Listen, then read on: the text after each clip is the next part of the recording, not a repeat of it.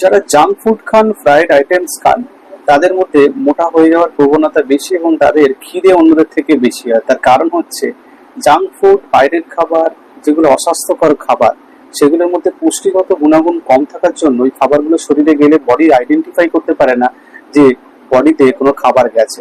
আসলে ওর মধ্যে নিউট্রিয়েন্টস খুব কম থাকে, তো বডি ভাবে আমরা কিছু খাবার খাইনি, অথচ স্টমাক ফুলফিলড হয়ে আছে অনেকটা খাবারে। তো বডি চায় আরো কিছু নিউট্রিয়েন্টস বডির মধ্যে ঢুকুক, তখন মানুষ বেশি কিছু খেতে আরম্ভ করে। কারণ আমাদের নিউট্রিশনাল সিগন্যাল স্টমাক থেকে ব্রেনে যেটা যায়, সেটা কিছুটা ভুল সিগন্যাল পাঠিয়ে দেয়, যেহেতু এই খাবারগুলোতে নিউট্রিয়েন্টস কম থাকে বা এই খাবারগুলোর নিউট্রিশনাল ভ্যালু কম।